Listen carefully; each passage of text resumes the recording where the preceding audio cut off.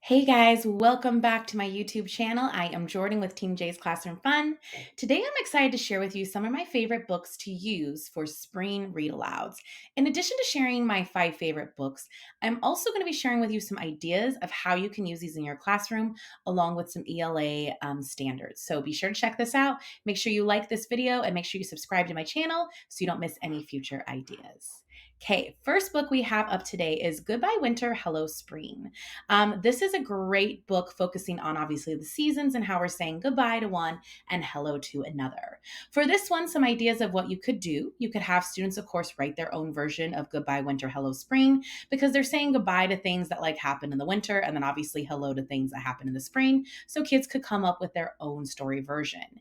Another thing about this book has great adjectives. If you are working on a unit or practicing the grammar skill of adjectives, this could be a great book to use to pull out sentences from this text and have kids identify the adjectives. For example, one of them was the husky's bushy tail, the frozen pond. So lots of different great words that you could use and have the kids pull out. Another thing you could do is have them do an opinion writing exercise for this one. For this one, they could write, do you prefer winter or spring? And then they have to explain why. So this could be a good opinion piece as well, where they have to back it up with some reasons. Next up, we have When Spring Comes. So this is by Kevin Henkes. He's one of my favorite authors. I love all Kevin Henkes books. For this one, a few different things you could do. Before spring comes, blank.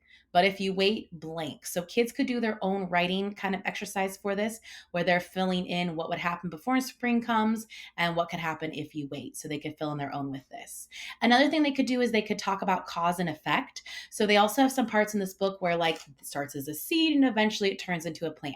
Starts as an egg and then we have baby birds. So there could be some cause and effect practice with this.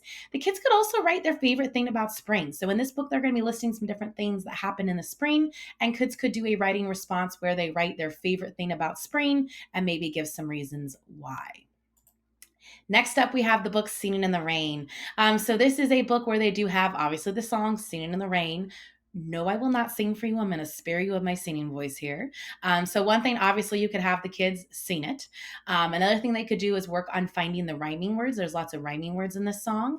And you could also have the kids create their own song about spring. Kids are very creative. They have lots of great ideas. And it could be fun for them to come up with their own spring topic song. And it could also be a great writing activity along with that. Here's another book, And Then It's Spring. So this is a great book to focus on sequencing what happened first, what happened next, and so on. Another thing too, you could do 2 different writing activities with this. One would be, do you like to garden? Why or why not? So kids could do an opinion writing piece. You also could do an informational piece. How do you get a flower to grow? Where they're having to write how to or directions for what to do to make a flower grow. Last up, we have the book Spring Stinks. So if you are a fan of these books, so this is by Ryan Higgins, and he has this series about Bruce. So these are really funny, and I know my students really love these ones. So for this book, obviously Bruce is a character in this book, and we also have Ruth. This could be a great one to do some character traits where you're identifying like what are some traits that would describe Bruce? What are some traits that would describe Ruth? You also could do a compare and contrast. The 2 characters have very different traits. So this could be a time too to do like a Venn diagram or a double bubble map where you're comparing and contrasting the 2 characters and how they act and how they feel. This also would be a great story to do a beginning, middle, and end, kind of like a sequencing or even like a, what happened first, next, and all of that. So you could do a beginning, middle, and end summary with this one as well. So those are the books I have for you today. Be sure to tune back in. I'll have some more books for summer and some books for end of the school year as well coming up soon.